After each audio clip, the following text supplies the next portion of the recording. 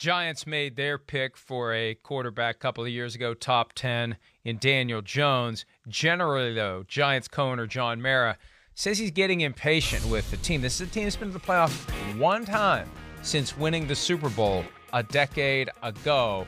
He's not making a playoff mandate, which is good. This is Joe Judge's second season. This guy's becoming Jimmy Haslam the way he's cycling through coaches. You got to give a regime a chance to breathe. And also, Dave Gettleman, give him a chance too. I'm not a big fan of firing the GM and keeping the coach, but this early into the tenure of a coach, I'm not a big fan of having a playoff mandate.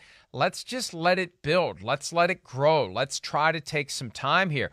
This team has shown too much impatience. The organization, Chris, has shown too much impatience in recent years. You got to now. Look, they've also had Ben McAdoo as the coach, and they should have never hired him in the first place. All due respect, too late for that. But at some point, you gotta give your choices a chance to develop the systems and the teams that they envision. Yeah, I mean, agreed. And I think that John Mara's and the Mara family is smart enough to realize that here. I think that's why we didn't see a rush to judgment with Gettleman this year or anything like that, where, yeah, it's been a little bit all over the place, but there's been certainly some good. And, with Joe Judge, again, I thought the first year with Joe Judge and the coaching staff was phenomenal. I really did. Not, the way he handled himself off the field, but really just the managing of games, the approach to the game on both sides of the ball. Most weeks, I looked at the Giants and went, I agree. I mean, this is the right way to play it for their team, for for the strengths and weaknesses they had. They found themselves being very, very competitive in all games, even the losses. And I think that does go to Joe Judge and what he coached there. So I'm excited about the Giants. I really am.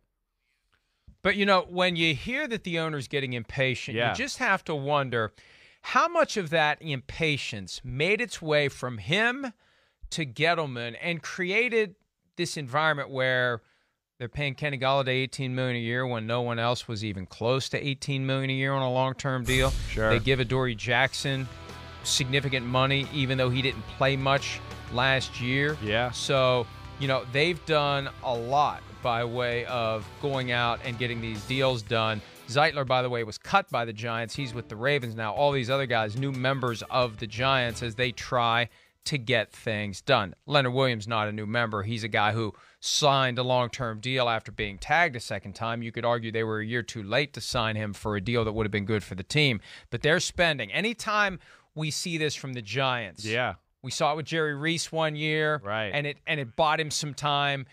I think when you see that is an indication, a manifestation, a sign that the heat is being turned up internally, right? Or they wouldn't be doing this, Chris. I agreed. I mean, I think it speaks to the impatience of what John Mara is probably talking about there, that he wants a contender. He wants a team that's real.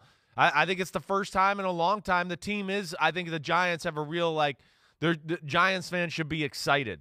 Like, they really should. I think it's the first year to go into in a long time where I go, no. This is a year that the playoffs they're a possibility. I really look at it that way. And excitement and explosiveness on the offensive side of the ball is a possibility. And I also think with John Mara and that impatience and what he's talking about, he's probably got to look at it and go, wait, again, I got a new coaching staff. I got a quarterback who I drafted in the top 10. I got to start supporting them and giving them the right pieces so they can actually show us what they got. And maybe that's what the realization he came to. Yeah, they overpaid for Golladay and Adoree Jackson. They are also desperate needs for their football team in a lot of ways. And I think when you look at it that way, they were probably okay for paying, probably $2 or $3 extra million a year for Golladay, which, is expensive. But they obviously had no problem with a guy they really wanted on their football team. 4 or 5, but either way, maybe 4 or 5.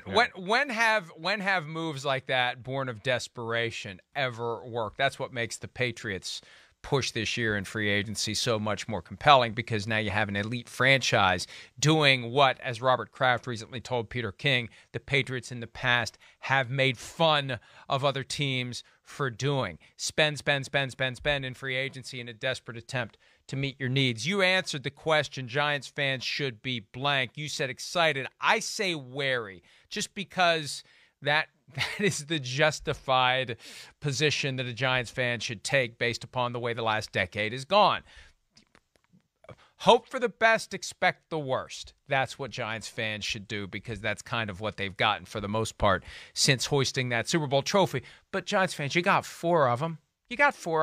So, That's it's okay. We don't care. We don't rest on our laurels here. We want them all. That's right. Big Blue Wrecking Crew, baby. We're due. We're due. We need to get back in the playoffs for sure. And yeah, I mean, there's no limit on Super Bowls, so we'd like more. Yes. Hi, I'm Mike Tirico, and thanks for watching. Make sure to hit subscribe for the latest news and highlights from NBC Sports.